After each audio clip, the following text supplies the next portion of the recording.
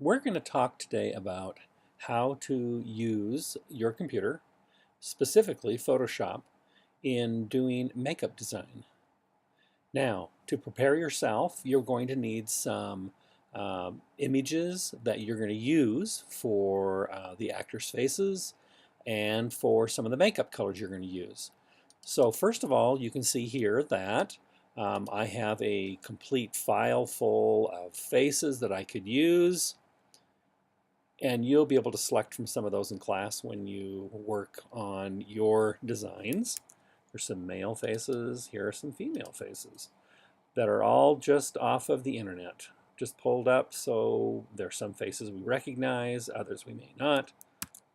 But I actually have a picture here I'm going to use, and I also went onto the internet and did a search asking for makeup foundation color chart,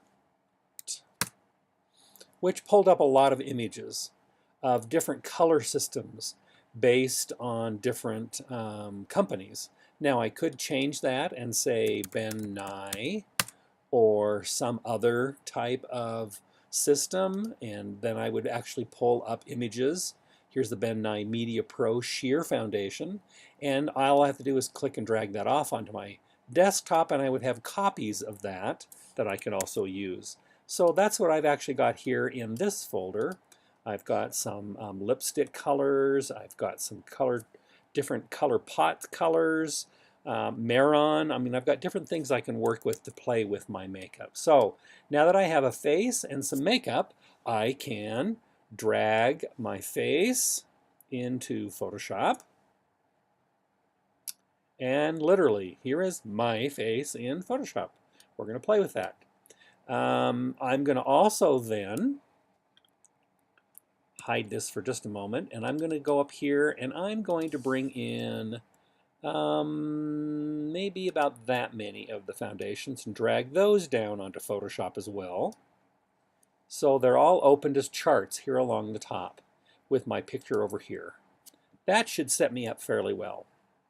We're going to want to paint on this face to actually use it for makeup. But before I start that, I want to make sure and prepare the kind of tools that I'm going to use. I can use the paintbrush and I can paint directly onto the face if I really want to. Probably not a good idea. That destroys the image.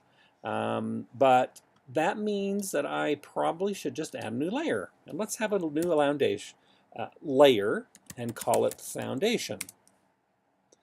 That has put a new copy over my face so that I am not going to destroy the original image. And I'm going to use a tool going down to this here, and I'm going to use the Art History Brush tool. It uses another image as a source for what it's going to do.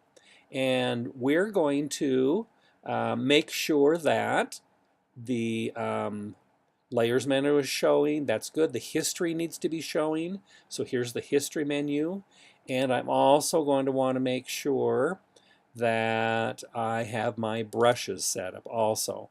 Now, I've just already set them up. When they came up, I just dropped them all in here. So I've got brushes right here, I've got my presets right here, and I've got my history right here. First thing I want to do is wherever I click in this set, we'll use, as I hover over that, it'll tell us it's going to set the source for the history brush. I would like my source to be my picture. Then I'm going to look at my brushes and I'm going to decide, let me just go to a preset. Probably something with a soft edge like this is probably best for what I want to do. I also don't want to have it painting 100% over my face. So I'm going to set that opacity down to about 20. And that's where it is right now. And I'm going to leave everything else the way it is. But I'm going to look at this because I also have the option of a style or a mode, you might say. If I did something that was, let's try curly and long, first of all, and I started painting, you'd see how the paintbrush is doing all sorts of kind of a work for me, and I think that's a work I don't really want. So I'm going to delete that. Tight, curly, long is probably not very good. Maybe a loose curl. I think that might be kind of strange also. So the brush is simulating a brush stroke, you might say. I'm just going to go back to dab. When I have the dab, it's going to simply work in small little increments like a sponge might. And the first thing I can simply do is I'm going to add a foundation using a color that's relative to my own face. So I'm going to use the face color as the source. I'm going to start actually sponging over, just kind of smoothing over this face, getting rid of blemishes of age that I have worked many years to establish. So here I am slowly covering this up. I could obviously move this up from 20% to something thicker if I really would like to, but you can see how I'm just massaging out and covering up, much like a makeup foundation would do. Now, I'm cheating, I guess, in the sense that I'm using a foundation that is actually my skin. That's not legitimate to makeup, perhaps, but it gives me the same idea. What it's mainly doing is kind of smearing or blending the color around to give myself a nice kind of foundation color. And so there is my full forehead done that way. And that's pretty easy to do. Just keep working around that. I bet a lot of people would love to be able to do this every morning. I can blend out some of the wrinkles. I've got coloration in the face that I don't really want, so I can blend that out as well. Working kind of in small little circles there, softening areas of the face, blending out wrinkles around the eyes, smoothing things out as we go. I think you've got the main gist of what we're going to be doing here. I could even soften some of the curves and blend those down just a little bit. Now, this is actually what frequently happens when you're looking on the internet and looking at some of the beautiful models, that they have airbrushed out or cleaned their faces, as it were, by blending these kind of modes. And so there's nothing wrong with doing that. This, like I said, can actually be done by actually laying a foundation on there. I could do that. You'll see how we'll do that later on when we start using some color. But right now I am just simulating the layer of a foundation by using the actual skin tone underneath with the art history brush, using my face itself as its source. This will also blend out any slight 5 o'clock shadow that might be there. It blends out lots of stuff. You get the basic idea. So you could simply do this just to basically correct a face. Now, when you get to lines, if I keep working with the line, it only enhances it. I shouldn't say enhances it, but it keeps magnifying it. But if I go across the line, you'll notice that it blends it out a lot faster. So if I want to physically remove a line, I'm best to physically work against the line and blend it out. You see how that's going away there on the neck. Now I'm back to one chin rather than 3. I like that much better. So there's a basic lay-in of a foundation, as it were, on this face. Ready to go, ready to work with, ready to do something else. Now we're going to start thinking about makeup just a little bit. What I might want to do to the face is actually lay in some rouge. So I'm going to go up and add a new layer, and I'm going to actually call it rouge. And I'm going to now go over to some of my color charts. Let's see. There's my foundations I could use. Let's look at this color chart and determine which of these colors we would like. Now I'm just going to go over to my dropper tool, and you will note that when I decide what I want to use for my rouge color, let's get something with a little more blue in it. Now you'll notice that that color has been picked, and it's as the color I'm going to use for my paints if I want to start coloring. I'm going to go back over to my face. Now, if I simply went back and used the brush I had, I wouldn't be using that color because I'm still sampling from the face that's down below on the layer. I don't want to do that. So I am physically going to go over to the brushes and use the brush tool. The brush tool allows me to use the same presets over here. I'm going to go ahead and use the soft color that's right there. I'm going to,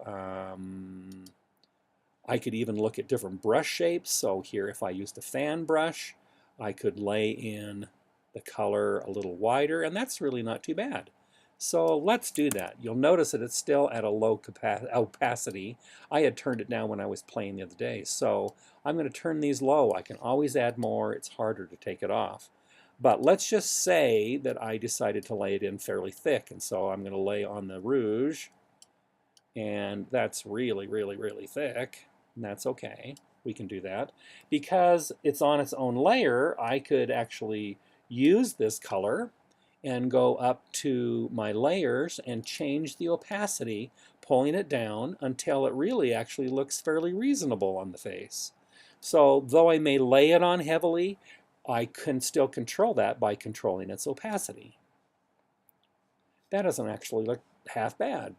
Let me go back, because often we'll add a little rouge above the eyes to warm the eyes up just a little bit on the chin, just to round the face out. There's a nice little rouge kind of added to this actor to make him look just a little better. All right, now I want to add some lip color. So I'm going to do a new layer and say lips. I'm going to go up to the Ben Nye lip colors, and you'll notice that it's really small and I can't even hardly read it, but there's still enough of that color that if I get my dropper and decide that that is the color I want, here's my true color over here. That's pretty rich, isn't it? Let's go over and use that. That's just a better one, I think. Okay, now I'll go back to my brushes. I probably don't want something as wide as that. That's a little broad. So I'm going to come back over and pick a different brush. Let's do something like that. And I'm going to then come in and slowly lay some color on here. It's a little large. I can lay it in very carefully. I'm at 63%. I'm using kind of a textured brush on this one, so you'll notice that it lays down just a little more natural. That's maybe too much red, but I can do the exact same thing I did before, and I'm going to just pull the intensity down just a little bit. Okay, cool. Now, let's decide that maybe we want to line the lip, or we want to line the eyes. So I'm going to go back to my color chart. Here's a good chart to use. I use a dropper. I'm going to pick kind of a brown tone, maybe something a little flatter than that. That's a good color right there. And I'm going to go back to the face, get my brush, and I want to have more of a pencil shape, I think. Please note while I'm clicking on these brushes, look it down here. It simulates what those might look like as you're painting with them. So I'm going to come something down that has a little bit more of a point to it, not unlike an eyeliner or something would. And I'm going to add a new layer and call it the eye lines. And if I laid it in right now, it might be a bit dark. I'm not sure. So I'm going to actually back off just a little bit, make it a little bit smaller, and lay in an eyeliner along the makeup there. Knowing again that I can always soften it. Okay, so there's an eyeliner there. Let me back the eye lines off just a little bit so it's just a little softer. Get the feel for what I want. Now I need to remember that I'm doing this for stage, so I might be worried about making it this elaborate, this close up, but I might want to keep it stronger so that the actor will know that they need to place it on their face a little stronger so it'll read on stage. So anyway, pull the makeup down a little bit that way, and then I'm going to add another layer, and I'm going to call that the lip line. let's just say we decided we wanted a lip line on this one. So I'm going to go back to the chart again. And this time I want something that is a little redder, perhaps. So I'll choose that color. Using the exact same brush. And then I'm going to go ahead and line that lip. And I'm going to line this lip. If you have a hard time drawing straight lines, let me show you a secret. I'm going to undo that. If I click here and then hold down the Shift key, if I just keep clicking in increments, it will keep following in a straight line from click to click. That's a little better lip line. Now I'm going to, I want to make sure that I'm doing a build up. So I'm going to click over here so that if I go over that line again, it gets just a little darker. Okay, there's a little bit of a lip line on there. I can determine what I think about that. Do I like that one? I have control over any of these layers. I can go back and bring the rouge back up a little bit now that I'm starting to get other colors in there. Maybe the rouge needs to become a little stronger. That's a little too strong.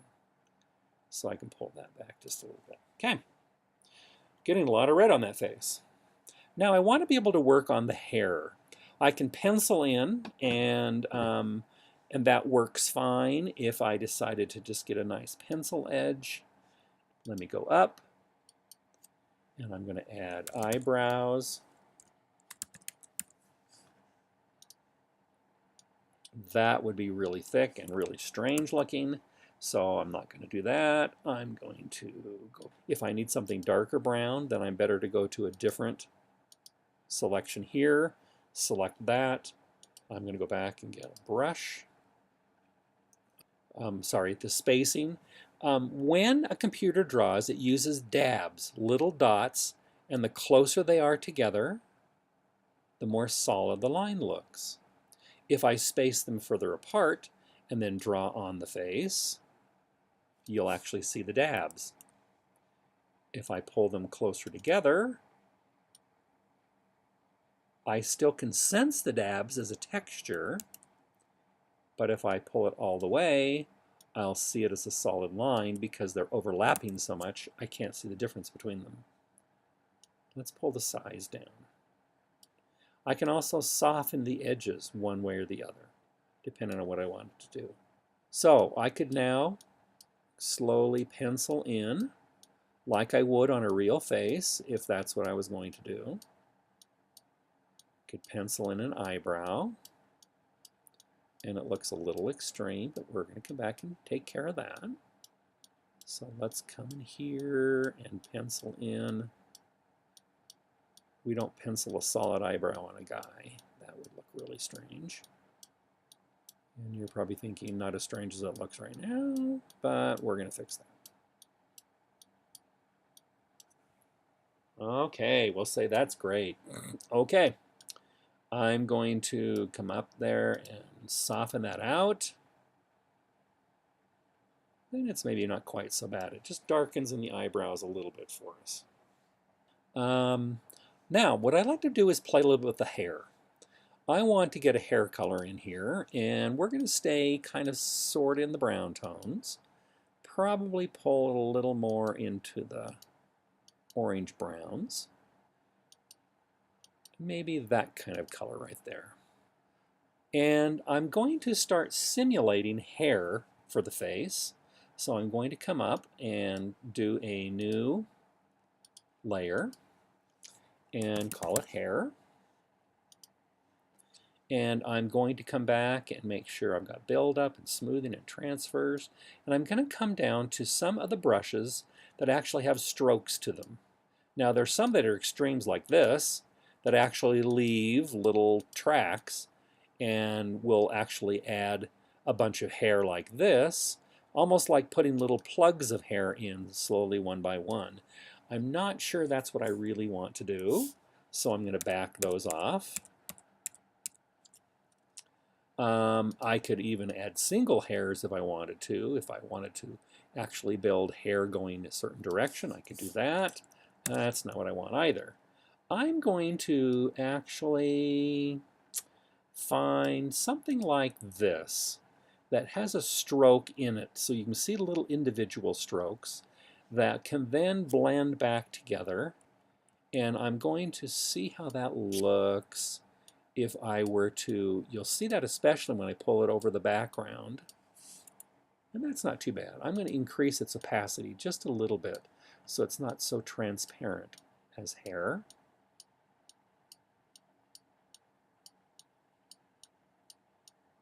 And start, especially you'll notice that when I put it on the skin area,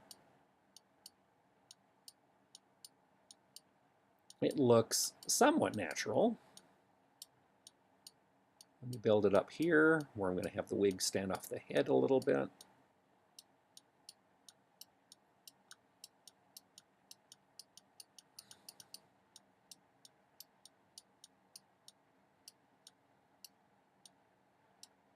Giving it some shape. It's coming down the face.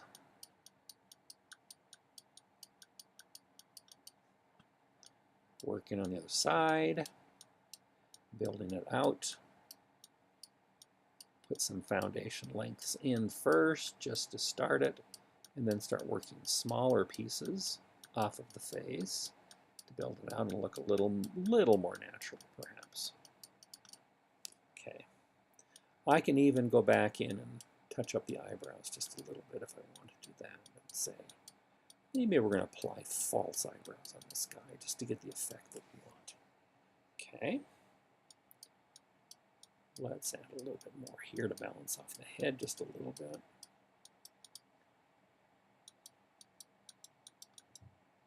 Now, let's say we're going to actually add a mustache to this character. So not unlike if I were working in real makeup, I should do it like in shingles. So I start on the bottom and then start working towards the top. It'll layer a lot more naturally, being particularly careful at the top that I'm getting a better hair edge. And I'm going to also add a bit of a beard to this character.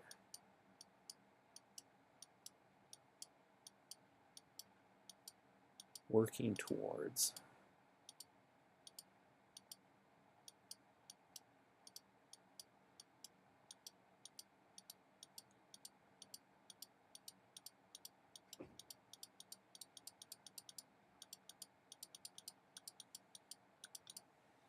Okay, we've got hair, we've got beard there.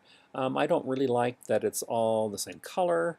In a natural hair color, it would be a range of colors, so I'm going to come back and add in some, that's getting a little extreme. So I'm going to just soften this out just a little bit. And so perhaps in some areas, it's got a little different color. And I would have been smarter to start with the darker colors first and add the lighter ones over the top, because that's a little more natural. Let me go back and touch this up just a little bit here. Perhaps here. So long strokes and trying to blend it out just a little bit. And that's not too bad. And I'm going to probably want to end this by getting some lighter colors in there as well. Add a little bit of gray around the temples.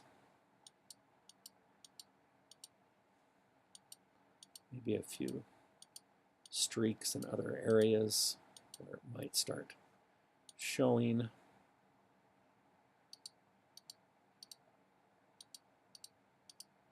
I think you're getting a fairly good sense of what you can probably do here.